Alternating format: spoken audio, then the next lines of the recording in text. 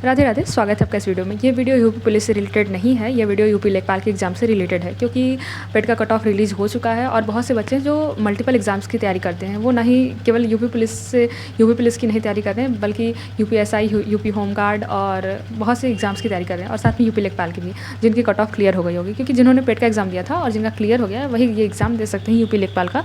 और हाँ, पेट का कट ऑफ मान लो किसी का 70 मार्क्स हैं पेट में, पर उसने यूपी लेखपाल के लिए फॉर्म नहीं भरा तो वो एग्ज़ाम नहीं दे सकता है। तो जिन्होंने केवल फॉर्म भरा होगा वही ये एग्ज़ाम दे सकते हैं। आपका मार्क्स भले ही कितना ज़्यादा हो, अगर आपने फॉर्म नहीं भरा तो नहीं, ये एग्ज़ाम आप नहीं दे पाओगे।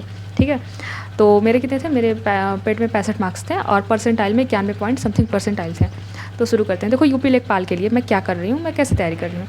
तो सबसे पहली बात बता दूँ कि मैं यूपी लेखपाल के साथ यूपी पुलिस की भी तैयारी कर रही हूँ, दोनों कर रही हूँ। तो सबसे ज़्यादा टारगेट मेरा कौन सा है, किस पे मैं ज़्यादा फोकस हूँ। देखो दोनों पे मेरा फोकस है, ऐसा नहीं है कि मैं केवल यूपी पुलिस पे ही फोकस्ड हूँ। मुझे ऐसा है कि यार दोनों ही एग्ज़ाम, कोई ना कोई एग्ज़ाम में होना चाहिए सिलेक्शन इस बार। तो यूपी लेखपाल में हमारे पास 12 विषय हैं, 12 सब्जेक्ट हैं, जो कि बहुत ही ज़्यादा है। और पहले जो यूपी लेखपाल का एग्ज़ाम हुए हैं 2022 में शायद, उसमें केवल 4 ही विषय थे और चारों विषयों से 25-25 क्वेश्चन आते थे। जैसे 25 क्वेश्चन हिंदी से, 25 क्वेश्चन मैथ से और 25 क्वेश्चन ग्राम समाज से और 25 क्वेश्चन जीके जीएस से, ऐसे आते थे। और 100 मतलब उस टाइम भी तो 100 नंबर का पेपर होता था, इस बार भी 100 नंबर का ही है और 100 क्वेश्चन इस बार भी आएंगे, बस सिलेबस चेंज हो गया इस बार। तो सिलेबस चेंज हो गया तो सिलेबस के अकॉर्डिंग ही हमें अपना तैयारी करना होगा। इस बार तो 12 सब्जेक्ट हैं। देखो सबसे ज़्यादा वेटेज यूपी जीके का है, हम सभी को पता है। 20 नंबर यूपी जीके से आएंगे और 20 क्वेश्चन, एक क्वेश्चन 1 नंबर का है। और पर्यावरण एवं पारिस्थितिकी प्लस आपदा प्रबंधन 10 नंबर के आएंगे। विज्ञान एवं प्रौद्योगिकी 5 नंबर के आएंगे। मुझे बताना होगा, आपको तो पता ही होगा कि क्या क्या सब्जेक्ट में है क्योंकि वीडियो लॉन्ग हो जाएगी, फिर भी मैं बता दे रही हूँ। चलो, पर्यावरण एवं पारिस्थितिकी हो गया, विज्ञान एवं प्रौद्योगिकी हो गया, कंप्यूटर से 15 नंबर आएंगे, 15 क्वेश्चन आएंगे और डीआई से 10 क्वेश्चन आएंगे, ग्रामीण समाज से 5 आएंगे, करंट अफेयर से 5 आएंगे और हिस्ट्री, ज्योग्राफी, पॉलिटी, इकॉनमी से 5-5 क्वेश्चन आएंगे और हिंदी से 10 क्वेश्चन आएंगे। तो सबसे ज़्यादा वेटेज किसका है, 6 सब्जेक्ट का ज़्यादा वेटेज है। और इन 6 सब्जेक्ट पे अगर आपने देखो हमारे पास कितना टाइम है, 3 महीने का है अप्रॉक्सीमेटली, 3 महीने भी नहीं बचे हैं एग्जैक्ट हमारे पास। तो बहुत ही स्मार्टली हमें तैयारी इसकी करनी होगी। और देखो जो मैं बता रही थी कि 6 सब्जेक्ट बहुत ही ज़्यादा इंपॉर्टेंट है, जैसे यूपीजी के पर्यावरण और विज्ञान एवं प्रौद्योगिकी, डीआई और ग्राम्य समाज और कंप्यूटर।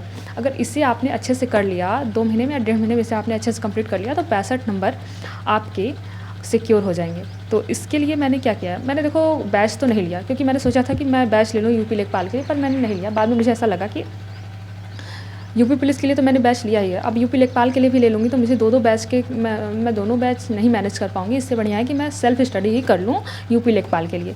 तो ये हो गए 6 सब्जेक्ट और इसके लिए मैंने बुक मंगाया हुआ है। मैंने पहले भी आपको वीडियो में दिखाया था कि मेरे पास मैंने ये बुक ऑर्डर किया था RWA का 65 अंक। इससे 65 अंक के क्वेश्चन आप आराम से कर सकते हो। तो और मैंने इस बुक को कुछ पढ़ा भी है और ये बुक बहुत ही अच्छी है क्योंकि इसमें मैं कोई प्रमोशन नहीं कर रही हूँ, मैं अपने एक्सपीरियंस के हिसाब से बता रही हूँ।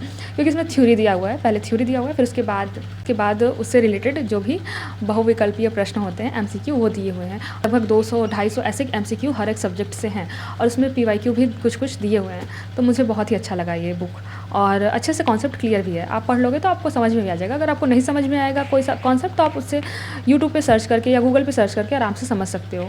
और बात करें जिन्होंने बैच लिया है तो भाई बैच पे ही रिलाई करो, कोई बुक खरीदने की आपको ज़रूरत नहीं है, ठीक है। और जिन्होंने बैच नहीं लिया है वो अगर वो चाहे तो बुक खरीद सकते हैं क्योंकि मुझे लगा कि बुक से पढ़ना ज़्यादा अच्छा होगा मेरे लिए, इसलिए मैंने बुक मंगा लिया। और बचे कुछ सब्जेक्ट जिनसे 35 अंक आएंगे, जैसे कि हिस्ट्री, पॉलिटी, ज्योग्राफी, इकॉनमी और करंट अफेयर और हिंदी, ये सब्जेक्ट बचे।